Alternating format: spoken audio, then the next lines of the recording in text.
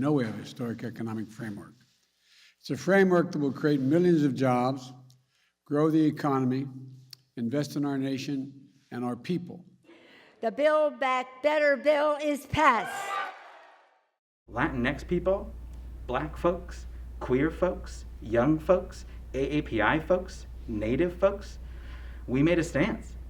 We put a flag in the ground and said, ya no más, no more. And we voted for progress.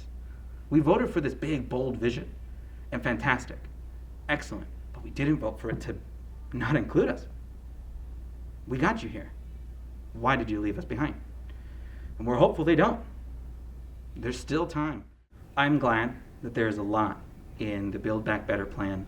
There's a whole lot that's going to do a whole lot of good. And Latinx folks, a rising tide lifts all boats, right? And we will definitely be one of those boats that gets lifted. But much like the ballot box, if you can't get it right on immigration, you're going to have the hardest time getting me to pay attention to anything else.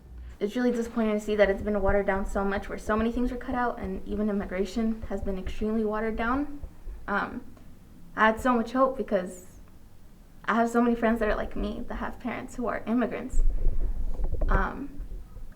And I don't know their status, but I know that they definitely would have benefited from this.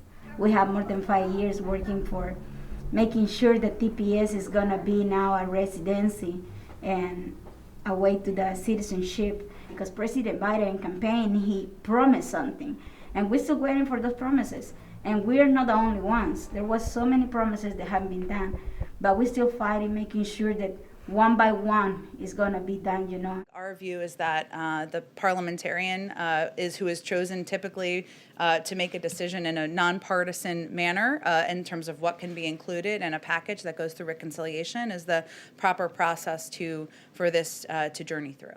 I'm one of those families that's directly impacted, that's paying attention to what they're saying and also what they're not saying, right? What they're saying is a parliamentarian, someone that most of us didn't even know what that was.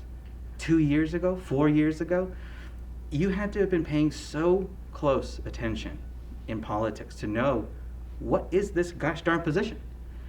And it's a position that's advisory, right? Like the Democrats are giving too much power to this individual that now holds the fate of my family in her hand.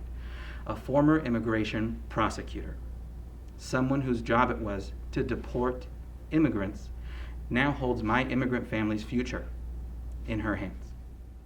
As a teacher, I've still had several generations of young men and women who can't be fully employed in our society because of their immigration status.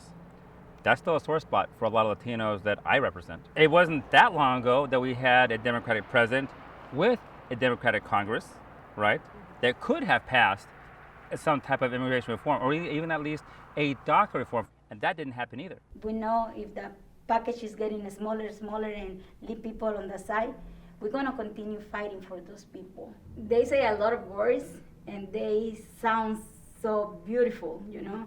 When you hear all the things that they say, you get in love, but we don't wanna hear anymore. We wanna see the actions. It's been a little frustrating, and it's like the Senate is our most deliberative body, but really, why is, one person from West Virginia hold as much power over the country as the president almost?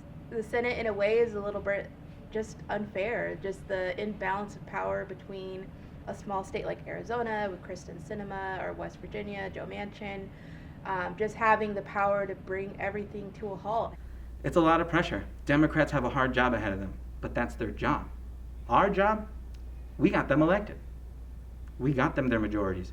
We got them their stupid White House. We got them their stupid Senate. We got them the stupid House. Well, do something. Do something.